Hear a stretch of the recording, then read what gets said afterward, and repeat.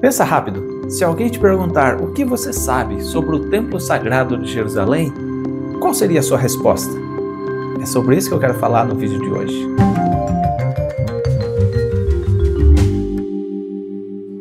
Olá meus amigos, Shalom Aleichem, sejam todos bem-vindos mais uma vez ao nosso canal da Sinagoga Rabat Chesed, e nessa playlist eu quero falar com vocês sobre os livros judaicos. Livro é cultura, livro é conhecimento. Aquele que não estuda, aquele que não aperfeiçoa o seu conhecimento, está fadado a simplesmente acreditar naquilo que os outros lhes dizem. Então isso é muito ruim, tá? Eu espero que você possa a cada dia se inspirar mais, querer criar o hábito da leitura. Um pouquinho por dia a gente vai aprimorando esse hábito até que a gente perceba na nossa vida que a gente não pode mais viver sem o conhecimento. Hoje eu quero seguir falando com vocês sobre a fé judaica. No vídeo anterior, o primeiro livro que eu apresentei para vocês, eu mostrava sobre o guia mais completo do judaísmo para pessoas leigas. Então ali, aquele livro traz uma preciosidade de conhecimento muito grande, mas não fala sobre o templo sagrado. O templo sagrado era a principal fonte da espiritualidade do povo de Israel, desde o princípio. Quando o povo de Israel sai do Egito, durante a sua peregrinação pelo deserto, no primeiro ano, eles constroem um santuário. Ao fim do primeiro ano, no início do segundo ano de peregrinação pelo deserto, Israel finalmente constrói o seu primeiro templo sagrado. Era chamado de Mishkan, ou tabernáculo em português. E o Mishkan trazia todas as especificações daquilo que Deus determinara a Moisés. Passam-se os séculos, o tabernáculo já não é mais aquele centro da vida judaica, porque Israel se estabeleceu na Terra Prometida e nas diferentes cidades eles foram se distanciando. Então, Davi, o rei de Israel, sente no seu coração um desejo de construir um templo para Deus, onde a sua glória pudesse ser revelada aos filhos de Israel. E aí, Salomão, seu filho, constrói o primeiro Beit HaMikdash. Isso há mais ou menos 3.000 anos atrás. Mas é claro que a história você vai contar, você vai aprender, vai entender que existia o templo sagrado, que o templo foi destruído nos dias de Nabucodonosor, veio o segundo templo, construído nos dias de Esdras e Neemias, e ele durou até o ano 70 e foi destruído por causa do ódio gratuito. Ok, mas o que você sabe sobre o templo em si? Quantas câmaras, quantas salas existiam? Você sabe dizer? Quantas entradas existiam no templo sagrado? Esse é o parâmetro, e é isso que a gente tem que aprender a respeito do templo sagrado. Por quê? Porque isso vai expandir o seu conhecimento, isso vai trazer para você um horizonte de sabedoria, porque em cada detalhe o templo sagrado fala conosco. E para isso, nada melhor do que conhecer um pouco do Beit HaMikdash através da sabedoria daqueles que constituem hoje o Instituto do Templo de Jerusalém. O rabino Israel Ariel, ele desenvolveu uma série de estudos e dos quais chegou esse livro aqui, O Templo Sagrado de Jerusalém. Esse livro é uma preciosidade. Por que eu vou falar que ele é uma preciosidade? Porque de fato ele é. Ele traz o conhecimento em detalhes para nós sobre toda a história do Templo Sagrado. E eu quero compartilhar com vocês, como eu já fiz no outro livro e como eu farei nos próximos, alguns detalhes dentro desse livro que vão trazer para você a importância do conhecimento sobre o Templo Sagrado. Salomão dizia, lá em Eclesiastes capítulo 6, versículo 9, que é melhor o que se pode ver do que aquilo que é imaginado. Assim escreveu o mais sábio dos homens, o rei Salomão. Porque é melhor aquilo que se pode ver do que é imaginado. Quando a gente olha para o primeiro templo, para o Mishkan, que foi construído no deserto, Moisés sobe ao Monte Sinai E Deus ali dá a revelação da lei a Moisés, mas Moisés também tem uma visão do santuário. E você vai encontrar no livro de Êxodo, do capítulo 25 até o capítulo 40, quando o Mishkan é concluído, você vai encontrar detalhe por detalhe. E em vários versículos vai estar escrito, conforme aquilo que eu te mostrei no monte. E aí, imaginemos que nós vivêssemos há 3.500 anos atrás, nos dias de Moshe Rabbeinu. Moisés desce do monte e fala, nós temos que construir um santuário. Chama Oliabe e Betsalel e fala para eles, olha, o santuário tem que ser construído por vocês, porque vocês são artistas. E eles falam para Moisés, mas como? Qual é o tamanho? Quais as medidas? O que cada item vai representar? Qual é o tamanho de cada peça? A gente não sabe. Por isso Deus revela a Moisés. E aí aqui no livro, já no prefácio, a gente tem alguns detalhes interessantes. No prefácio já está escrito assim, de fato, o Midrash em Bamidbar Rabbah 15.4 ensina que Moisés só foi capaz de compreender a obra do candelabro, a menorá do santuário, depois de vê-la com seus próprios olhos. E ele estava tendo dificuldade para entender como deveria ser o candelabro, mais do que qualquer outro objeto do tabernáculo, até que o Eterno finalmente mostrou-lhe exatamente, conforme está escrito lá em Números, capítulo 8, versículo 4. Segundo a forma que o Eterno mostrou a Moisés, assim ele fez o candelabro. Agora imaginem nós, 3.500 anos depois, sem a visão de Moisés, como poderíamos discernir, distinguir cada item, cada peça, cada detalhe do santuário? Por isso, esse livro ele nos ensina, desde o começo, quando Deus fala com Moisés no Monte Sinai, a construção do tabernáculo, e ele vai falar, obviamente, depois, séculos depois, como foi a construção do santuário, como foi a construção do Beit HaMikdash. Aí você pode pensar, mas qual é o interesse que eu tenho na construção do templo sagrado? Ora, primeira coisa que você precisa entender, o templo sagrado é o lugar onde Deus habitava na terra. É o lugar onde Deus escolheu para habitar. Você acha que esse lugar não é carregado de santidade? Claro que sim.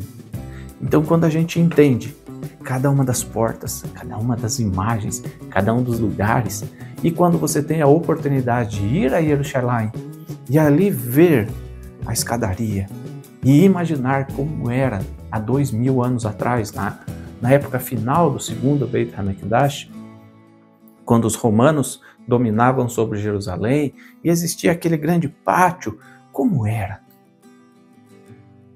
Talvez você tenha essa curiosidade, né? Eu, por muito tempo, tive a curiosidade e ainda tenho, né?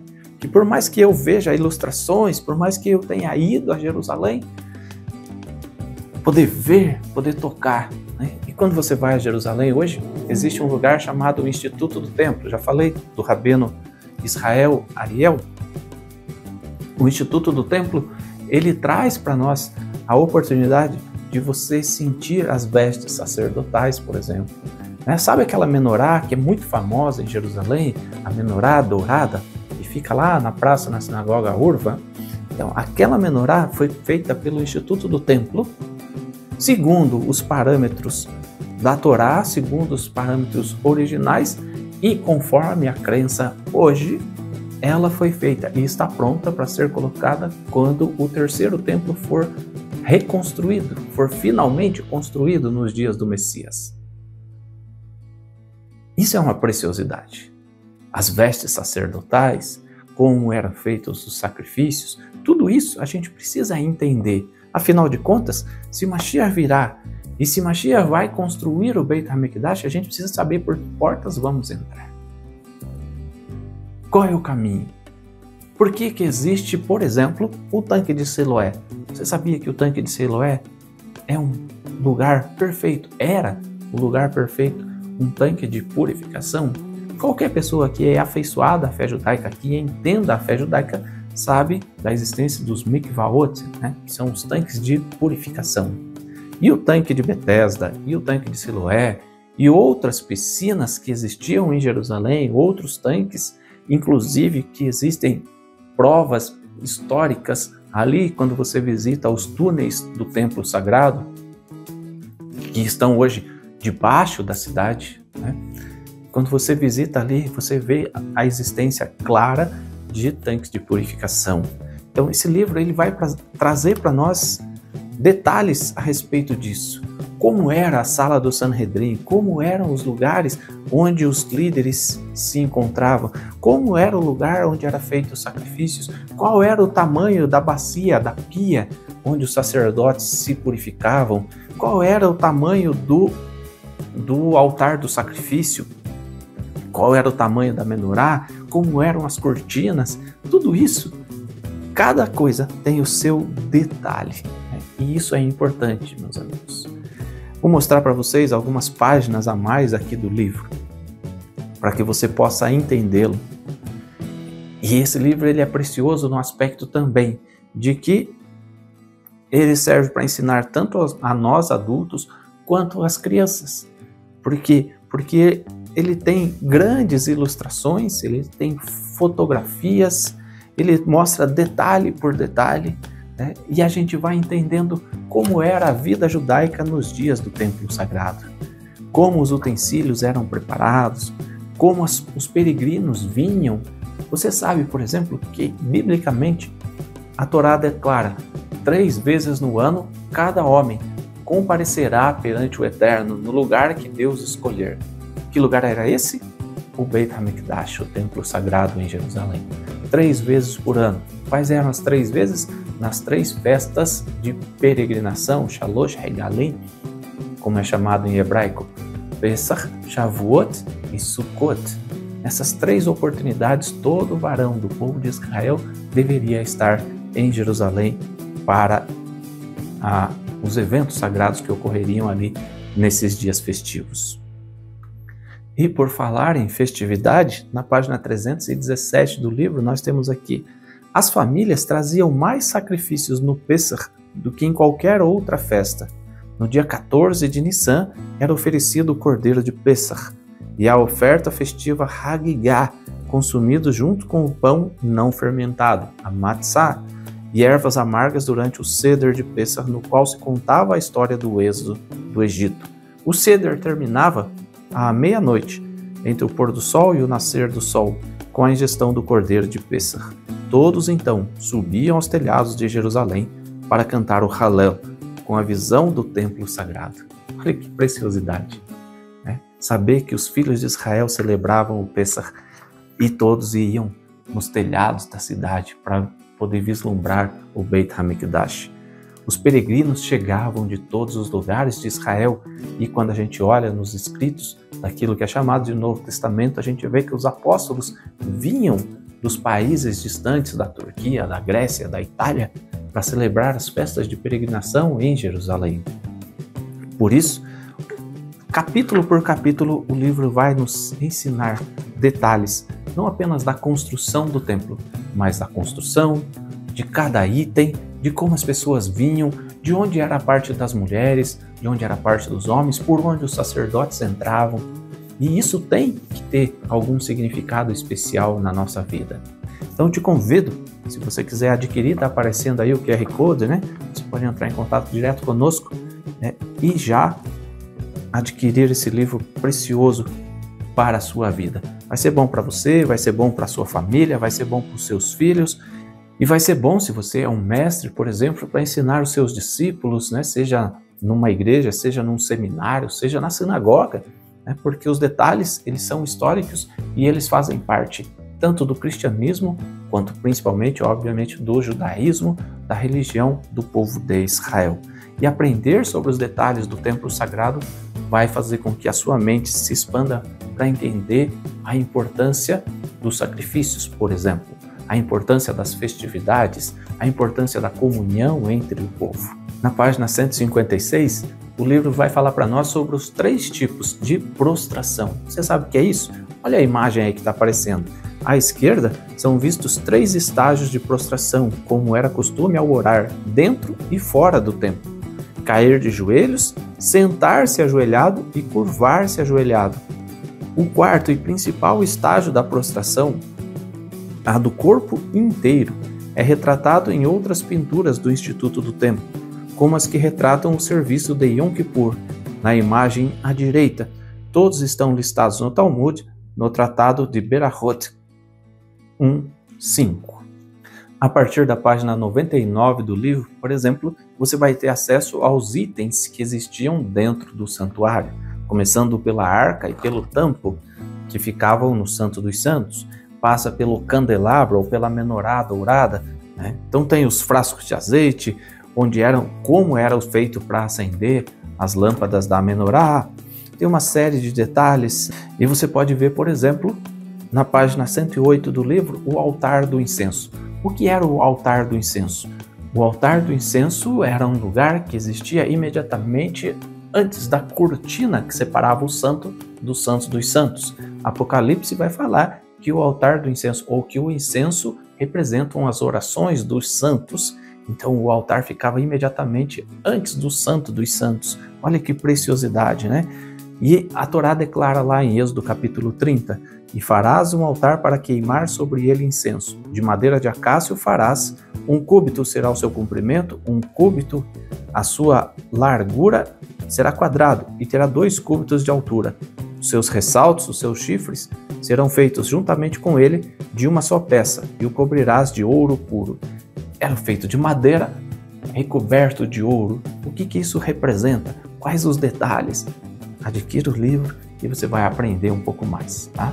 Eu espero que você esteja apreciando esse livro e espero que isso traga para você um desejo cada vez maior pelo conhecimento. O conhecimento expande os seus horizontes e te permite ter uma fé cada vez mais levada à prática, cada vez mais efetiva. E no fim das contas, o Beit HaMikdash voltará a ser um lugar central na vida judaica. Por isso esse livro, O Templo Sagrado de Jerusalém, do Rabino Israel Ariel, ele é tão precioso. Espero que você goste. Se você quiser adquirir, vou deixar mais uma vez aqui na tela o nosso contato. E aí a gente pode juntos aprender cada vez mais sobre o santuário. Tá bom? Se você gostou desse livro, se você quer uma outra sugestão, livros de determinados temas que possam ser relevantes para você dentro da fé judaica, deixa aí nos comentários para eu saber, quem sabe esse livro possa ajudar também outras pessoas a encontrarem o caminho do verdadeiro conhecimento. E para aqueles que creem no Novo Testamento, Yeshua diz lá, né, em João, e conhecereis a verdade e a verdade vos libertará. A gente precisa, para conhecer a verdade, do estudo, do conhecimento da palavra de Deus. Tá bom? Grande abraço, que Deus te abençoe, que Deus te traga cada vez mais sabedoria, que a gente possa se encontrar um dia, quem sabe, em Jerusalém, no Templo Sagrado, se Deus nos permitir. Grande abraço, shalom, até a próxima. Tchau.